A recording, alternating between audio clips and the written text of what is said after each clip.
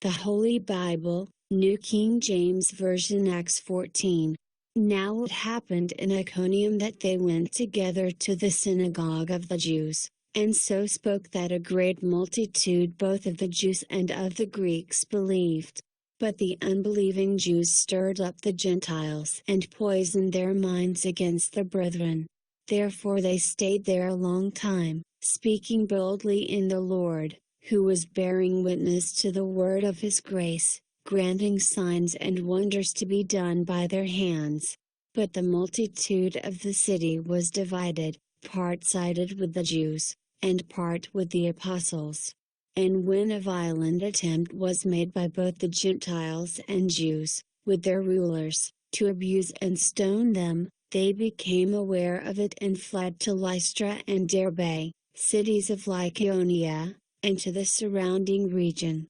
And they were preaching the gospel there.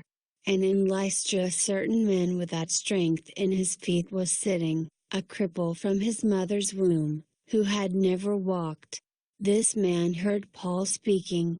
Paul, observing him intently and seeing that he had faith to be healed, said with a loud voice, "Stand up straight on your feet."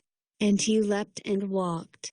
Now when the people saw what Paul had done, they raised their voices, saying in the Lycaonian language, "The gods have come down to us in the likeness of men." And Barnabas they called Zeus, and Paul, Hermes, because he was the chief speaker.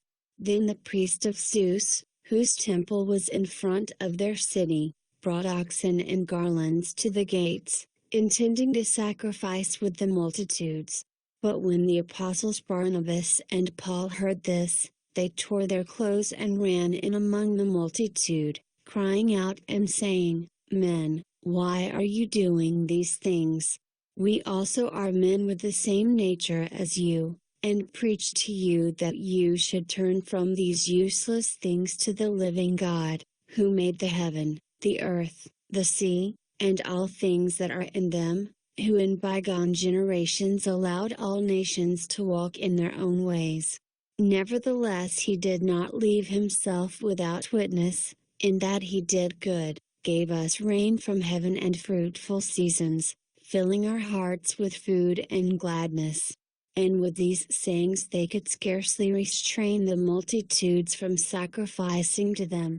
Then Jews from Antioch and Iconium came there, and having persuaded the multitudes, they stoned Paul and dragged him out of the city, supposing him to be dead. However, when the disciples gathered around him, he rose up and went into the city. And the next day he departed with Barnabas to Derbe. And when they had preached the gospel to that city and made many disciples, they returned to Lystra, Iconium, and Antioch, strengthening the souls of the disciples, exhorting them to continue in the faith, and saying, "We must through many tribulations enter the kingdom of God." So when they had appointed elders in every church, and prayed with fasting, they commended them to the Lord in whom they had believed. And after they had passed through Pisidia, they came to Pamphylia. Now when they had preached the word in Perga, they went down to Antioch. From there they sailed to Antioch, where they had been commended to the grace of God for the work which they had completed. Now when they had come and gathered the church together, they reported all that God had done with them, and that He had opened the door of faith to the Gentiles.